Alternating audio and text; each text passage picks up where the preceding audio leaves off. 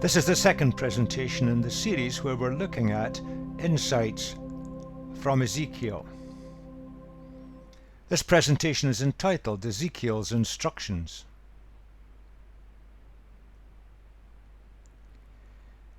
We saw in the last presentation that Ezekiel was trained as a priest, and then God asked him to be a prophet.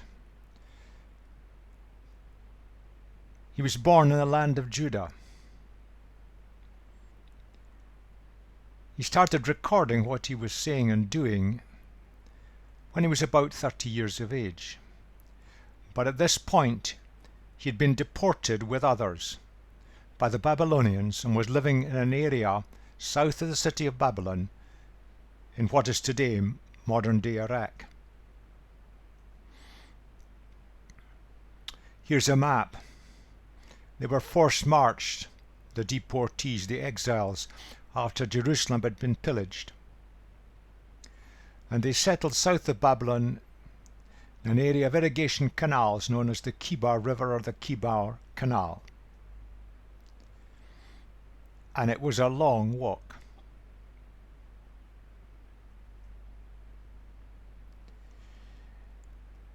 The group he was with were the group which included some of the cream of the nation's leadership. Babylonian policy was to lift out and deport and move people around, and they picked the people with qualifications, leadership, people who were likely to cause problems. They broke them away from their cultures. You can find the story of the events in 2 Kings chapter 24, which is remarkably consistent with the Babylonian records.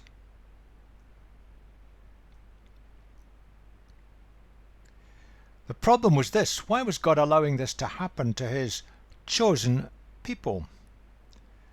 The people of Israel, the people of Judah.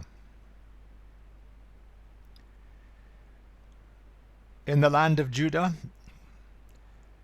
for many decades and longer, the leadership classes had enjoyed a cozy, comfortable existence.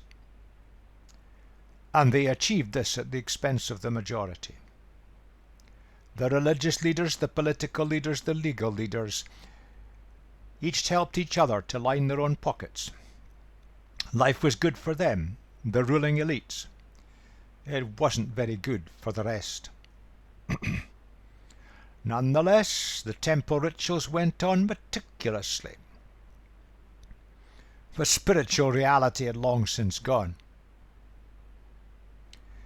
Periodically, Judah was threatened, a small nation, by people groups round about, and political expediency was seen as the way out of it. They paid for peace. They negotiated. They made agreements. And in the end, it didn't work. 597 BC, Judah was sacked. Under Nebuchadnezzar, Jerusalem was taken, and the wealth of the city was just simply stolen. So along with the wealth, the leadership classes, or at least some of them, were taken away and deported to Babylon. A lot of flawed thinking was going on amongst the people of Judah. The leadership classes had created a cozy existence for themselves, and their thinking was totally flawed. They misunderstood the word chosen. They saw themselves as God's favorites, Yahweh's favorites. God would always protect them. The city would never fall. The temple would always be sacred and protected. They didn't understand that the word chosen. They were chosen for a task. They were not special. They were not super good. They were not super important. And they lost it completely. And that's where they had ended up. They weren't living godly lives the way God wanted them to live. They were living selfishly, for their own benefit. And the religious ritual went on, but so often a religious ritual gets in the way of reality. We comfortably go through our religious performance But real relationship with God and spirituality has long since been lost. That's the evidence of spiritual reality.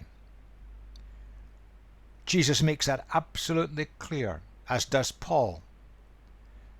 When we're in true relationship with Jesus, it shows in how we treat other people. And that had got lost.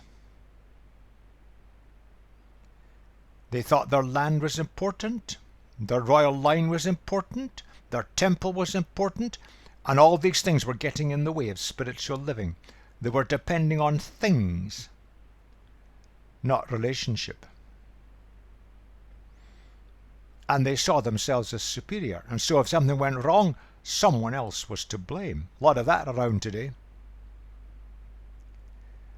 And the leadership of those days relied on their human logic. We're clever enough to solve our problems.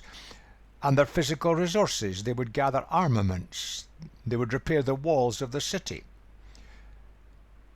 But they weren't prepared to listen to God and to put their own house in order.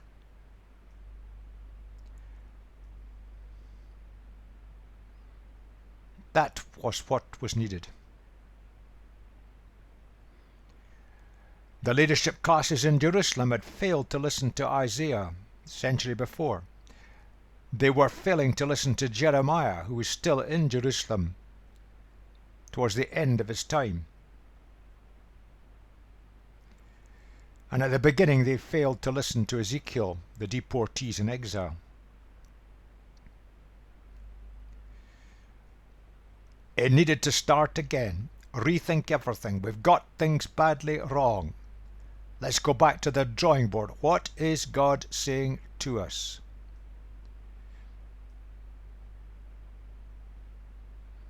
Started with Ezekiel himself.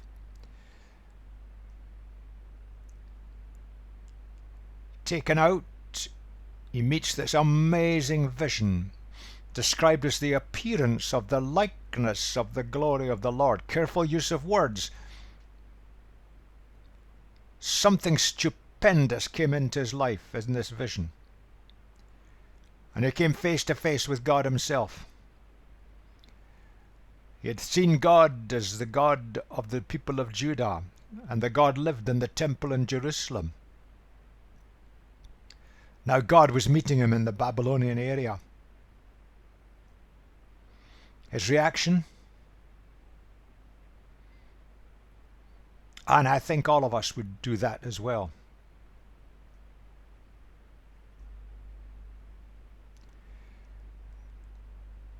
And with this amazing vision, God is speaking to Ezekiel, and Ezekiel is now ready to listen. Trained as a priest, spiritually sensitive, puzzled as to what was going on, God was going to speak, and he was ready, he was open, unlike the deportees.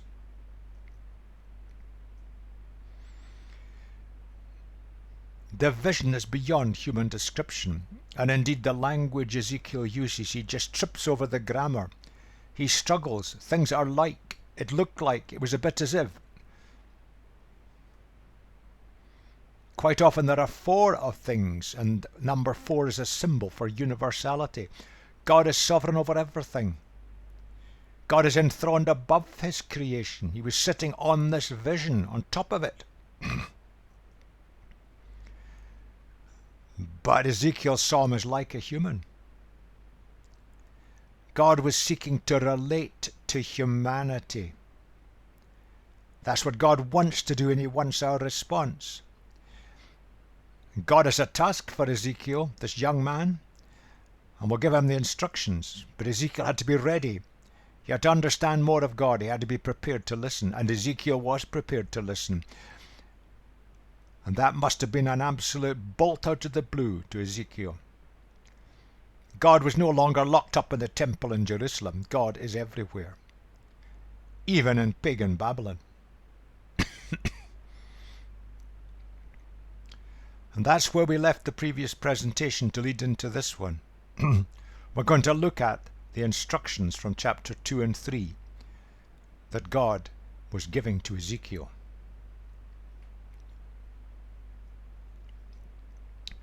So let's look at this section. It's quite a long section. God is speaking. He said to me, Son of man, stand up on your feet and I will speak to you. As he spoke, the Spirit came into me and raised me to my feet, and I heard him speaking to me. He said, Son of man, I'm sending you to the Israelites, to a rebellious nation that has rebelled against me. They and their ancestors have been in a revolt against me to this very day. The people to whom I'm sending you are obstinate and stubborn. Say to them, this is what the sovereign Lord says. Whether they listen or fail to listen, for they are a rebellious people, they will know that a prophet has been among them. And you, son of man, do not be afraid of them or their words. Do not be afraid, though briars and thorns are all around you and you live among scorpions. Do not be afraid of what they say, or be terrified by them, though they are a rebellious people. You must speak my words to them, whether they listen or fail to listen, for they are rebellious. But you, son of man, listen to what I say to you. Do not rebel like that rebellious people. Open your mouth and eat what I give you. Doesn't come out too well in the English, but there's a kind of play on words there. Son of man sent to sons of Israel. Now the word for human is the word Adam. We make that a proper noun in Genesis, probably wrongly. It just means a creature of the soil, a human being. But Ezekiel was an ordinary human being and is being sent to a nation of ordinary human beings.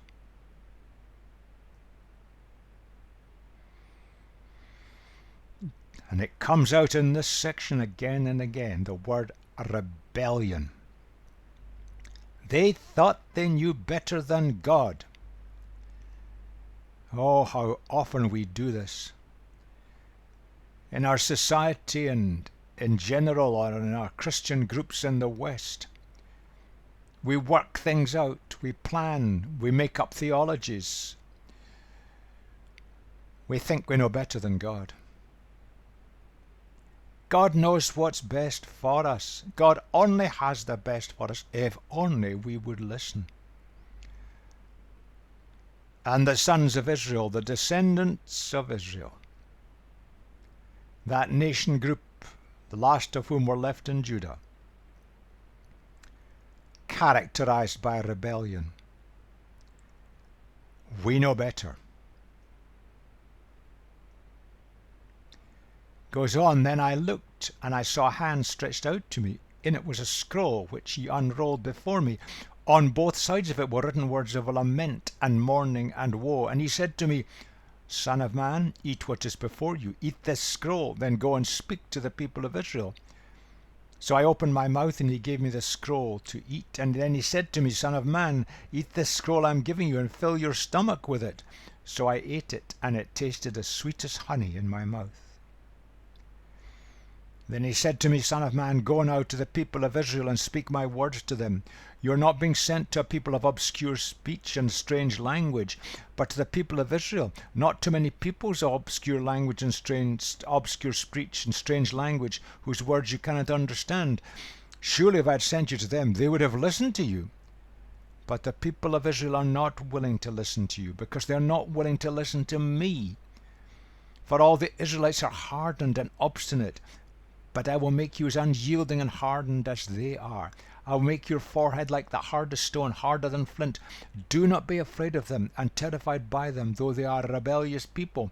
And he said to me, Son of man, listen carefully and take to heart all the words I speak to you. Go now to your people in exile and speak to them. Say to them, this is what the sovereign Lord says, whether they listen or fail to listen. Back to son of Adam, an ordinary human being, speaking to the descendants of Israel, the new name of Jacob.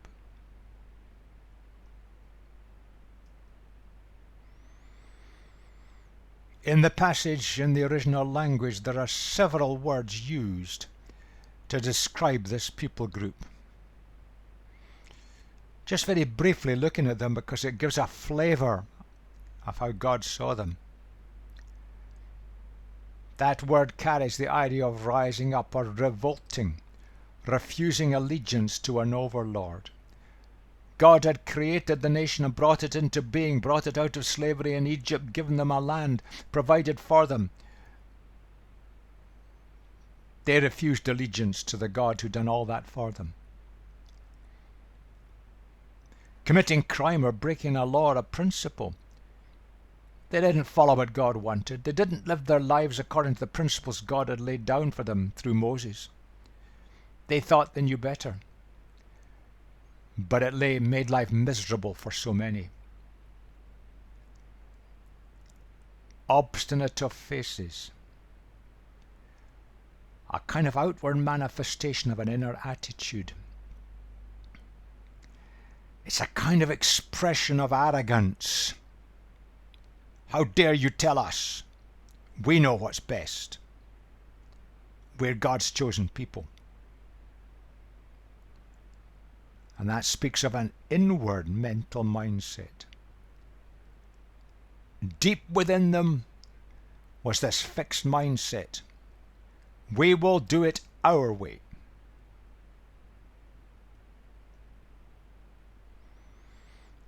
A house of rebellion. God had created this nation, brought them into being for a purpose, that through them God's nature, God's quality of living could be made known to the people groups all around. If you like, they were God's family. But they were a rebellious family. Sad pictures. That, in fact, is the word that characterizes the people of Judah, and especially their leadership. They're an inward fixed mindset expressed in an outward attitude that can only be described as arrogance. You can see it very vividly in the confrontations that Jeremiah had with King Jehoiakim, an arrogant king if ever there was one.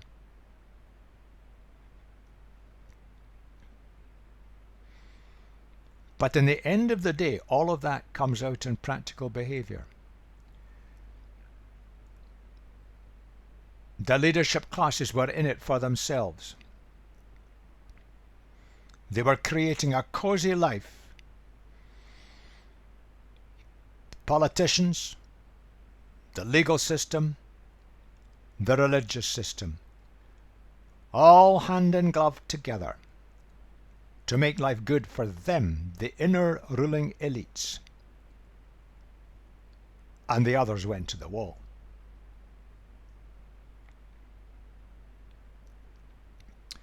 You could summarize it like that.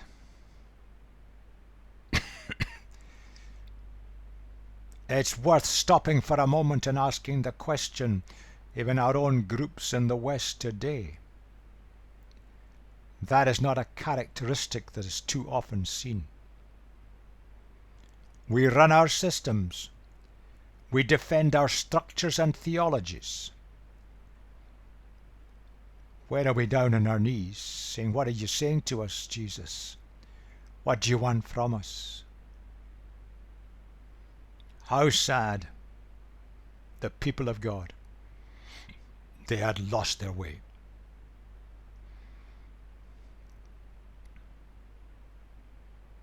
That characterizes it.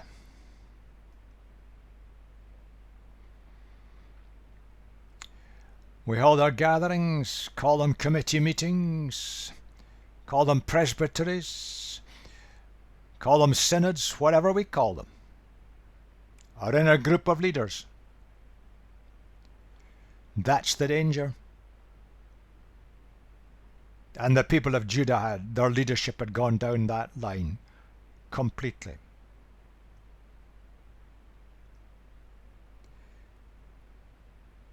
Ezekiel comes into this as a prophet. And we can see from the instructions given to him, he's speaking the mind of God into a specific situation. The prophet doesn't choose what he or she is to say, and the prophet doesn't choose those to whom it is to be said. It is not an attractive job. It is so tough. In verse 5, you may have noticed that simple sentence, they will know that a prophet has been among them. How would they know when they didn't listen? Chapter 33 shows how it happens. Because God showed Ezekiel that Jerusalem would not be rescued. Judah would not be saved. The land would be overrun completely this time, and the entire city would be flattened and razed to the ground. When the news came through that it happened, the penny dropped. They knew that Ezekiel was a true prophet, and they started to listen. But that's jumping ahead of ourselves a little bit. End of chapter 2 into chapter 3, he was given a scroll. Words of lament, mourning, and woe. He's to eat this scroll, digest it. And he found it tasted as sweet as honey in his mouth.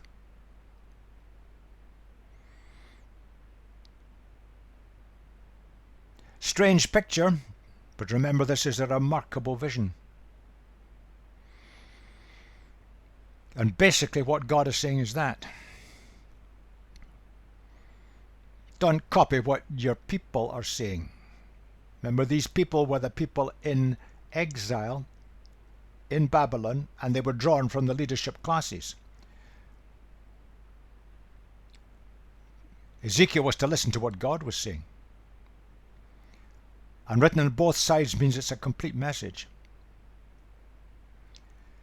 And the words there, they lay stress on grief, pain, sadness. I say this reverently. It hurt God to say these words to his people. But they simply wouldn't listen. And they were losing out on everything that God had for them.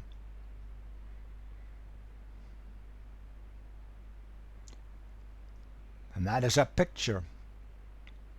What God was saying to Ezekiel, he had to think through it, not only to hear it, he had to absorb it, digest it, had to become part of his being, his thought processes, and it was as sweet as honey. Now I'll leave you with this deep thought. There's nothing like truth to expose a reality, and there's nothing like reality to bring a release to us. These leaders were living in a world of make-believe and unreality, and they were paying a very heavy penalty for their rebellion. Truth can release us.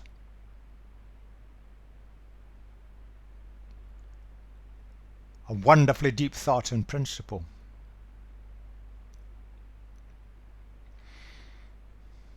Then the Spirit lifted me up, and I heard behind me a loud rumbling sound as the glory of the Lord rose from the place where it was standing. It was the sound of the wings of the living creatures brushing against each other, and the sound of the wheels beside them, a loud rumbling sound. The Spirit then lifted me up and took me away, and I went in bitterness and the anger of my spirit, with the strong hand of the Lord on me. I came to the exiles who lived at Tel Aviv near the river Chebar. And there where they were living I sat among them for 7 days, deeply distressed. At the end of the 7 days the word of the Lord came to me. Son of man, I have made you a watchman for the people of Israel. So hear the word I speak. Give them warning from me. When I say to the wicked person, you will surely die, and you do not warn them or speak out to dissuade them from their evil ways in order to save their life, that wicked person will die for their sin, and I will hold you accountable for their blood. But if you do warn the wicked person, and they do not turn from wickedness or from their evil ways, they will die for their sin, but you will have saved yourself. Just in passing, dying for their sin could be translated dying in their sin.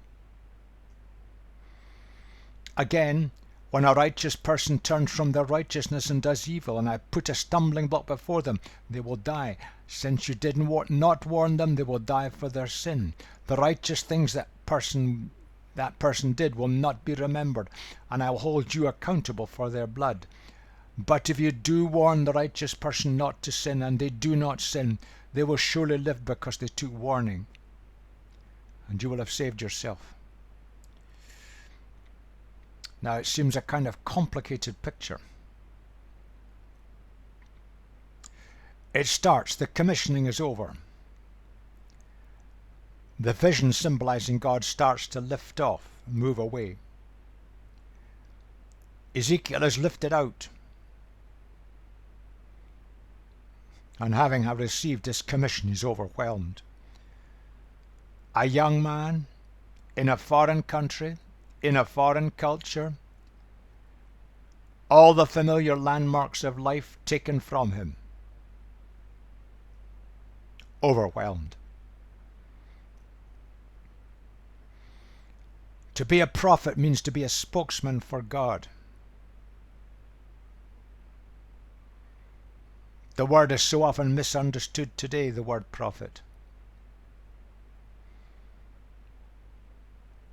Nothing to do with a teacher or a preacher.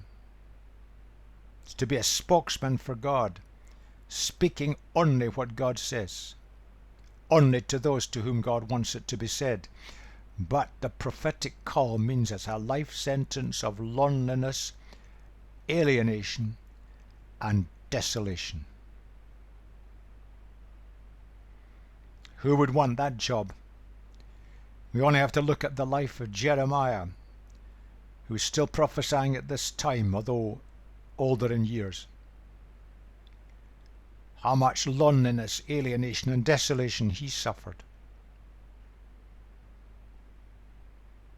It's a tough calling. Let's look at the second part. We can summarize it this way.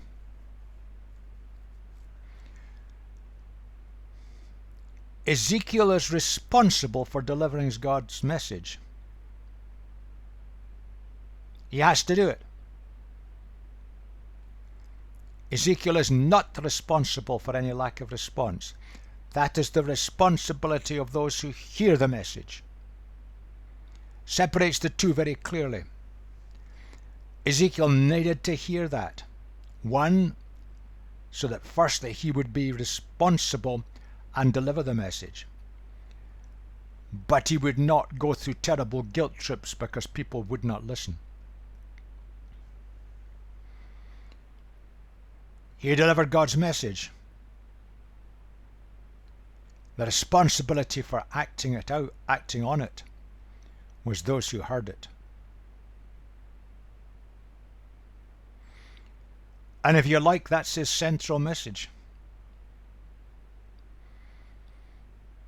The behavior, especially the behavior of the leadership classes, the elite, the ruling elites in Judah, many of whom were now with him as deportees in Babylon.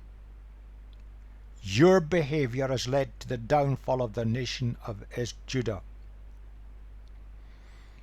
You see, their selfishness caused a divided, uneven nation.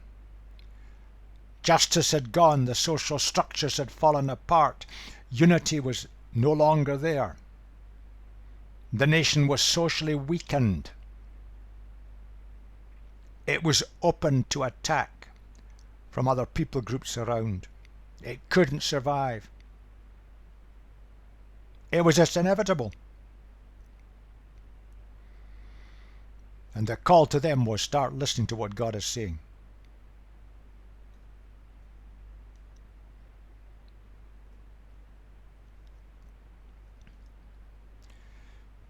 The final little bit. The hand of the Lord was on me there, and he said to me, "Get up. Go out to the plain, and there I will speak to you." So I got up and went out to the plain, and the glory of the Lord was standing there like the glory I had seen by the river Kibar, and I fell face down. The word plain there speaks of a place that's isolated, a wasteland area, away from people and away from anything that might disturb or attract him. There was peace and quiet to hear God's voice.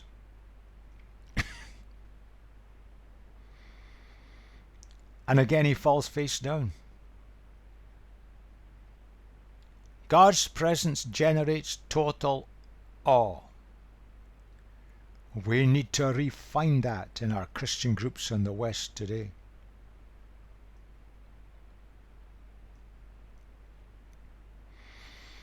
Then the Spirit came to me and raised me to my feet. He spoke to me and said, "Go, shut yourself inside your house. And you, son of man, they will tie with ropes. You will be bound so that you cannot go out among the people. I will make your tongue stick to the roof of your mouth so that you'll be silent and unable to rebuke them, for they are a rebellious people." And we just rock back when we hear that. There's no evidence that this is literalistically true, tied up with ropes. Metaphorically, it certainly was true. Here was a prophet who was housebound and unable to speak. Restricted movement, restricted speech. That cuts against all our ideas of what a prophet's all about. How was Ezekiel to go about this? What a starting point. And when I speak to you, I will open your mouth, and you shall say to them, "This is what the sovereign Lord says." Whoever will listen, let them listen. Whoever will refuse, let them refuse, for they are a rebellious people. There would be times when Ezekiel would be able to speak, would be able to contact people, but only when God told them to do it. You see, we need to change our thinking about how we understand prophecy. Let's go back to our description. If we go through the Old Testament and look at the great prophets and the great prophetic books, that's the pattern. A prophet speaks the mind of God into a specific situation. They don't choose what they're going to say, and they don't choose those to whom it is to be said.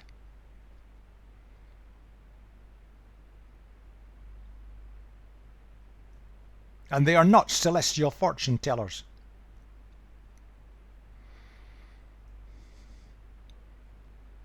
Ezekiel never went out to address the people. He didn't interact with people in the marketplace of life.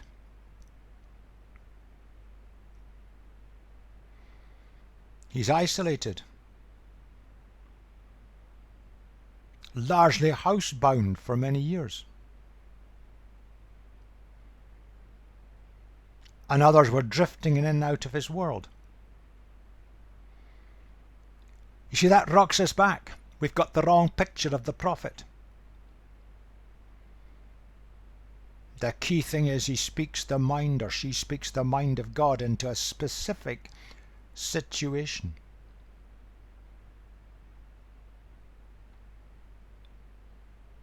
And that doesn't mean that they have to stand on a platform or a pulpit.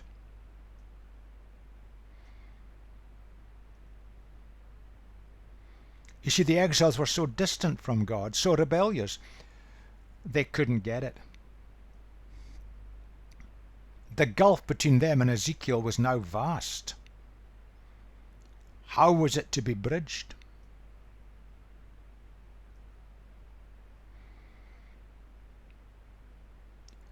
Your people will not listen and will not respond and refuse. They're selectively spiritually deaf.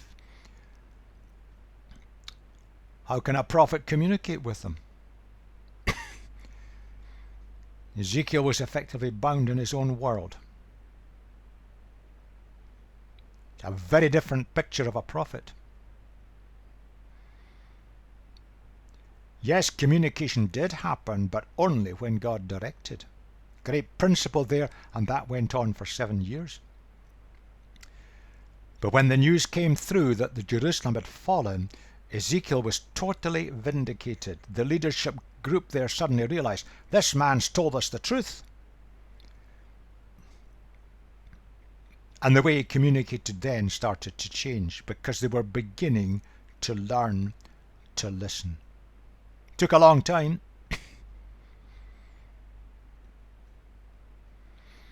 There are deep and radical messages for us in this section today.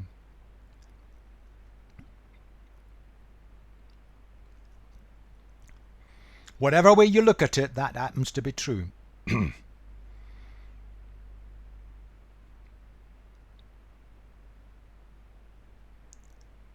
Numbers are declining.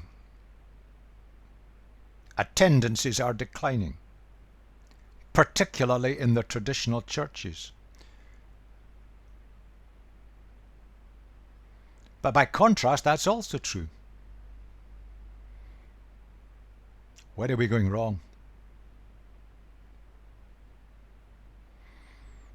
Have we ever stopped and asked the question, what's God saying to us? We're so involved in running our systems, whatever your religious system may be.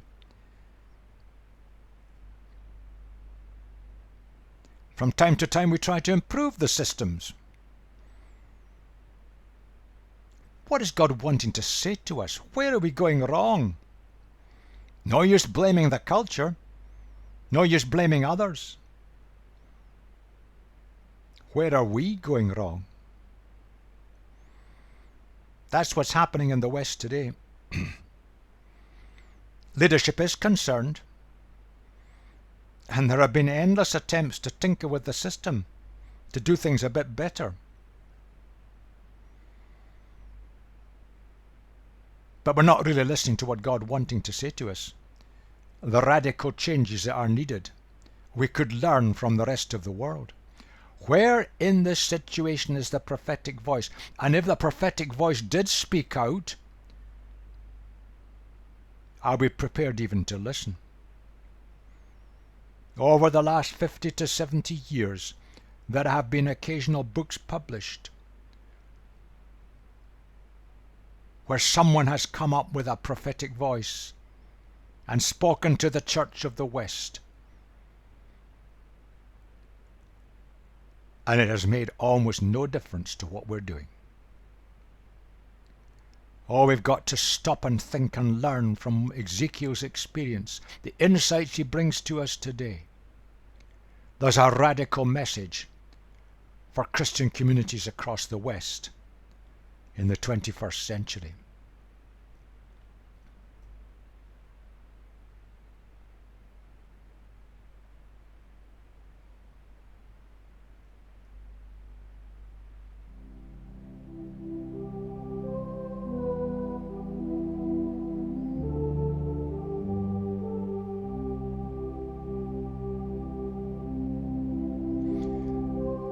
In the next presentation, we're going to look at how God showed Ezekiel how to communicate his message